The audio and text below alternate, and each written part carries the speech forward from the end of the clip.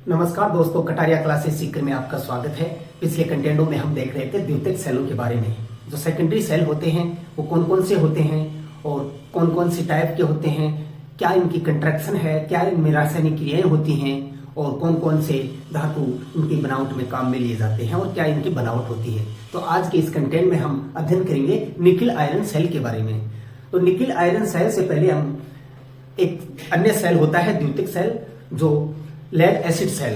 Lead acid cell के बारे में हम अध्ययन कर चुके हैं पिछले कंटेंट में, और आज के इस कंटेंट में हम निकिल आयरन सेल के बारे में अध्ययन करेंगे।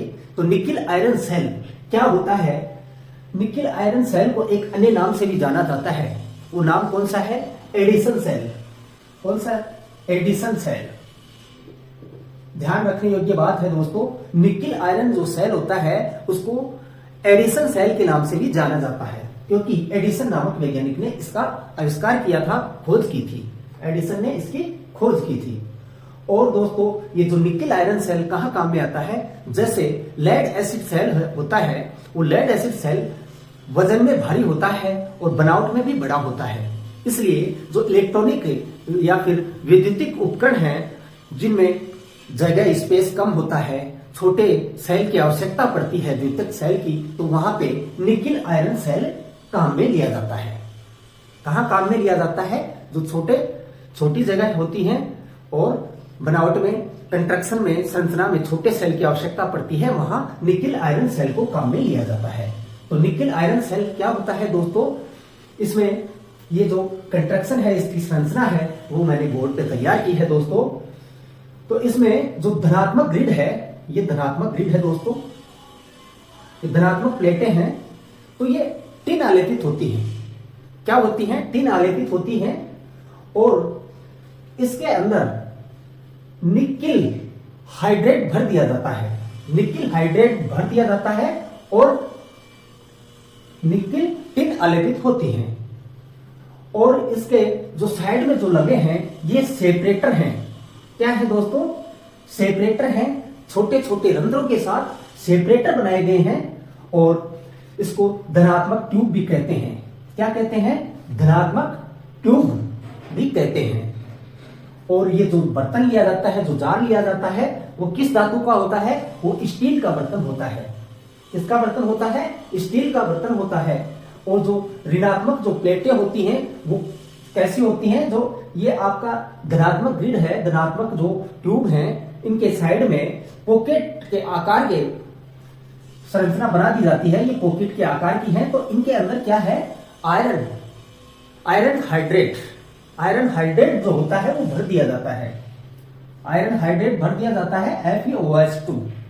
तो ये होती है ऋणात्मक पॉकेट। तो ये ऋणात्मक पॉकेट तो क्या करेंगे दोस्तों? ये कैथोड का काम करेंगे और ये धनात्मक जो ट्यूब है वो एनोड का काम करेगी। और जो ऊपर का जो हिस्सा बना हुआ है वहां पे एक फिलर कैप लगा दी जाती है। और वो फिलर कैप क्यों लगाई जाती है? जैसे रासायनिक क्रियाओं के फलस्वरूप क्या है कि गैसें बाहर निकलती हैं, तो गैसों को बाहर निकालने के लिए ये फिलर कैप लगा लिया जाता है। और ऊपर ये टर्मिनल है, दोनों धन और ऋण, दो टर्मिनल बने हुए हैं दोस्तों, धनात्मक और ऋणात्मक। तो ये ऋण टर्मिनल है और ये धन टर्मिनल है। और जो नीचे का हिस्सा है सेल का, जो निचला भाग है, ये निचला भाग है दोस्तों, ये ऋणात्मक होता है। और ये निकिल आयरन सेल की संरचना है, कंस्ट्रक्शन है। और बीच का जो हिस्सा है वो खाली रहता है। इसके अंदर क्या होता है? इलेक्ट्रोलाइट भर दिया जाता है। इलेक्ट्रोलाइट भर दिया जाता है। और इलेक्ट्रोलाइट के रूप में कौन कौन सी आप लिक्विड लेंगे?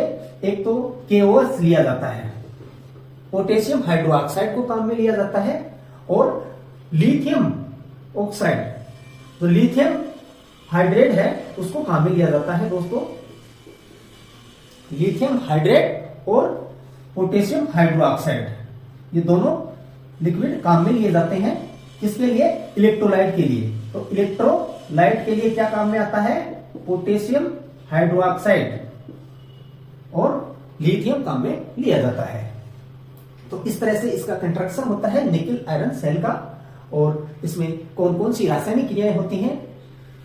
सबसे पहले कौन सी रासायनिक क्रिया होगी? जो चार्जिंग के फलस्वरूप होगी। जैसे सेल को तैयार कर लिया जाता है, सेल को तैयार करने के बाद में डीसी स्रोत से संयोजित किया जाता है, तो इसमें चार्जिंग के फलस्वरूप ये क्रिया होगी। जो पोटेशियम हाइड्रोक्साइड का जो इलेक्ट्रोलाइट लिया गया है, उसके धनायन और ऋणायन अलग अलग हो जाएंगे। और दूसरी क्रिया होगी एनोड पर।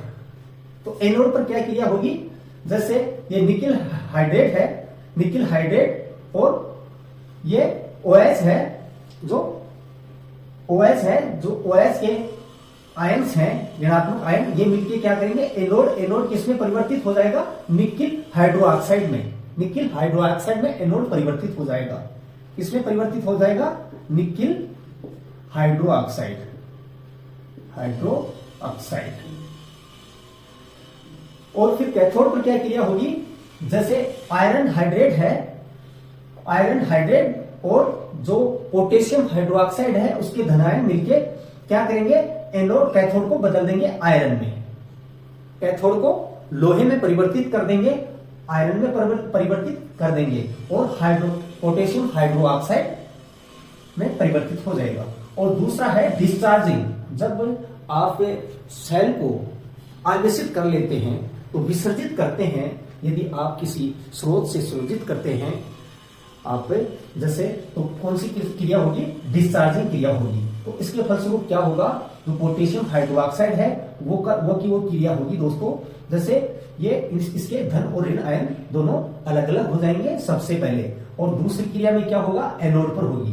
तो एनोड पर क्या क्रिया होगी, ये जो निकिल हाइड्रोक्साइड है, उसके निकिल हाइड्रोक्साइड और जो पोटेशियम हाइड्रोक्साइड है, उसके धन आयन मिलके क्या करेंगे, एनोड को पुनः क्या करेंगे, निकिल हाइड्रेट में बदल देंगे और पोटेशियम हाइड्रोक्साइड है। और कैथोड पर क्या क्रिया होगी, जैसे कैथोड में भी क्या होगा, जैसे आयरन है और ये हाइड्रेट के जो आयन है, ऋणायन है पोटेशियम हाइड्रोक्साइड के, वो क्या करेंगे, पुनः कैथोड को आयरन हाइड्रेट में बदल देंगे। किसमें बदल देंगे, आयरन हाइड्रेट में, आयरन हाइड्रेट में, आयरन हाइड्रेट में परिवर्तित हो जाएगी कैथोड। और एनोड किसमें परिवर्तित हो जाएगी, निकिल हाइड्रेट में परिवर्तित हो जाएगी। तो इस तरह से ये निम्न क्रियाएं होंगी दोस्तों। और फिर क्या करेंगे, हम रिचार्जिंग भी करना पड़ता है, क्योंकि ये द्वितीयक सेल है, सेकेंडरी सेल है। तो रिचार्जिंग की क्रिया के फलस्वरूप क्या होंगी, सेम टू सेम जो आपकी चार्जिंग के फलस्वरूप जो क्रियाएं हुई थी, वो रिचार्जिंग के फलस्वरूप रासायनिक क्रियाएं संपादित होंगी। और अगला देखते हैं, इसमें एडवांटेज, क्या क्या लाभ है इसके, इस सेल के क्या लाभ है वो देखते हैं दोस्तों। तो ये क्या है, इसमें जो विद्युत वाहक बल है, जो धारा बनाने की क्षमता है, वो क्या है, 1.2 से 1.5 वोल्ट, 1.2 से 1.5 वोल्ट तक कैपेसिटी है। और डिसएडवांटेज, डिसएडवांटेज इसमें क्या है, हानि क्या है दोस्तों, ये जो लेड एसिड सेल होता है, मैंने बताया था पिछले कंटेंट में, तो उसकी तुलना में इसमें जो विद्युत धारा है वो पैदा करने की एम्पियर हावर्स क्षमता, एम्पियर हावर्स जो क्षमता है AH है, वो कैपेसिटी कम होती है। तो क्या होता है, निकिल आयरन जो सेल है उसकी विद्युत धारा पैदा करने की AH क्षमता, AH कैपेसिटी जो है वो लेड एसिड सेल से कम होती है। और इसके डिफेक्ट्स क्या है, इसके क्या दोष हैं, तो दोष क्या है दोस्तों, इसमें जैसे ये जो सेल है, ये जो लेड एसिड सेल है उसकी तुलना में इसकी क्या है, उम्र कम होती है, आयु कम होती है। इस लेड एसिड सेल की तुलना में निकिल आयरन सेल की उम्र आयु कम होती है। और एप्लीकेशंस, तो मैंने बताया था दोस्तों, जो पिछला सेल था लेड एसिड सेल, उसमें जैसे बकलिंग के दोष थे, सल्फेशन, बकलिंग, कोरोजन और सेडिमेंटेशन। तो इसमें कोई भी दोष नहीं होता है, थोड़ा बहुत सेडिमेंटेशन का दोष होता है। कौन सा दोष होता है, सेडिमेंटेशन, सेडिमेंटेशन, ये दोष इसमें होता है बहुत ही अल्प मात्रा में, लेकिन ये दोष किस प्रकार का था वो भी मैंने बताया था। सेडिमेंटेशन में क्या होता है, जैसे लेड एसिड सेल था, उसमें अम्ल था, और जैसे आंसू जल भरा जाता था तो जल और अम्ल की जो अशुद्धियां हैं वो तली में बैठ जाती हैं, जमा हो जाती हैं। इसके फलस्वरूप क्या होता है, प्लेटें जो हैं उनमें ये आपस में संपर्क होने का डर बना रहता है, फाल्ट होने का डर बना रहता है। तो ये सेडिमेंटेशन का दोष बहुत ही अल्प मात्रा में होता है, लेकिन जब तक ये प्रभावी होता है तब तक इस सेल की आयु खत्म हो चुकी होती है। क्या होता है, सेडिमेंटेशन का दोष अपना उग्र रूप लेता है, उससे पहले इसकी आयु खत्म हो चुकी होती है। तो ये था इसमें सेडिमेंटेशन का दोष। बाकी दोष होते नहीं है इस सेल में, निकिल आयरन जो सेल है उसमें। और ये दोस्तों कहाँ कहाँ काम में लिया जाता है वो मैं बताता हूं आपको।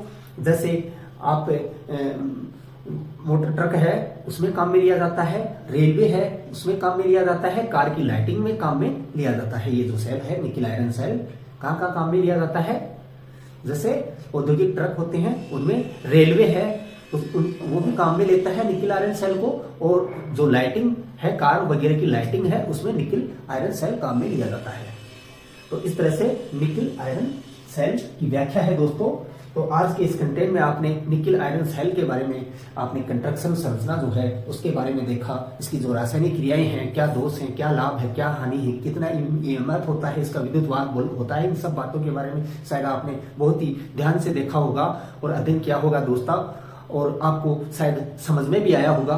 तो हमारा ये वीडियो आपको समझ में आया हो और पसंद आया हो तो हमारे वीडियो को शेयर, लाइक, कमेंट करें और हमारे चैनल को सब्सक्राइब कर लें। धन्यवाद दोस्तों, जय हिंद।